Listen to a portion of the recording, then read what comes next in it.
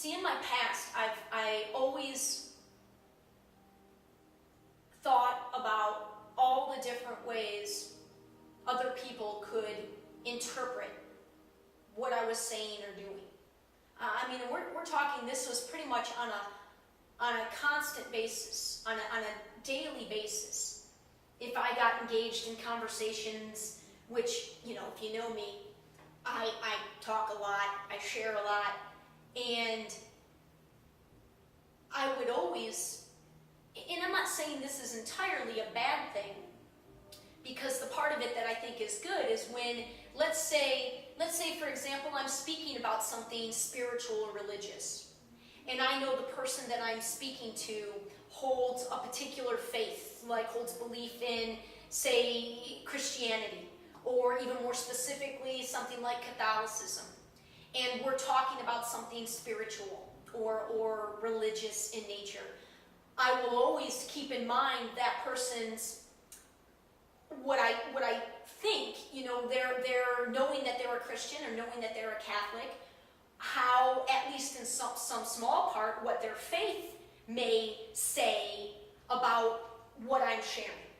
And I try to almost head off anybody's criticism. It's like I've trained myself to always critique myself first. Like, I am my own, that's the old story. Those are the voices. Like, before anybody could call bullshit on me, I'm calling bullshit on myself. I mean, very, very rarely is somebody going to point out anything that I'm saying that would be contradictory or incongruent with the life that I'm leading. Like, I was so trained to criticize, to look at everything that I'm doing or saying and criticize it, and to find anything that somebody might criticize and head them off in conversation. And, you know, the part of that that's not necessarily a bad thing, is just taking into consideration somebody else's, you know, their feelings and their opinions, and recognizing it as valid and trying to recognize it as valid and equal to whatever I was looking to share. However, that sort of approach is not serving me well in the work that I'm trying to do right now. Because, not surprisingly, if I'm intending for my work to ultimately reach a worldwide audience, and that is my intention, is that sometime, and I hope sooner rather than later, that the overall, and hopefully continuing to increase positivity that I'm sharing through my story, through my interpretations of things, I am absolutely hoping that reaches beyond even just our country. And right now I've got, you know, 3 states in particular where there's significant people tuning in. You know, the 3 states that I've called home: Michigan, Florida, and Washington. And so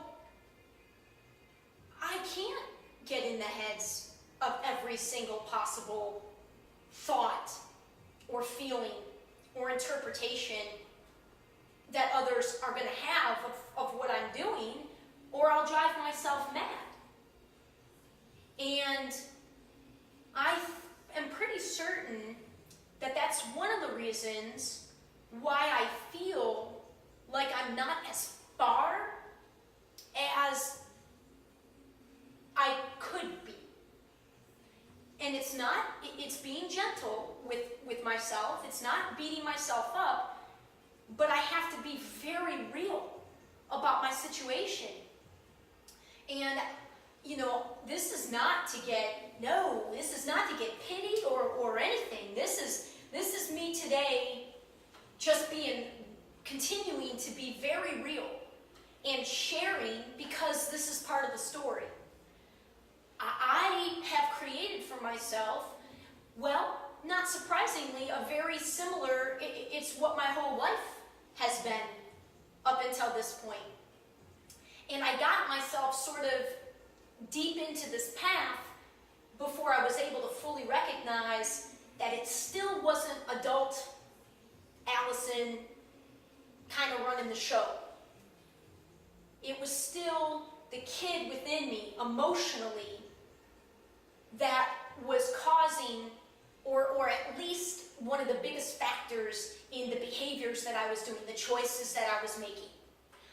Whether it be sort of the impatient immaturity of taking a leap when baby steps are only required, or whether it was trusting others when I maybe didn't have enough proof to be able to have that much trust in others.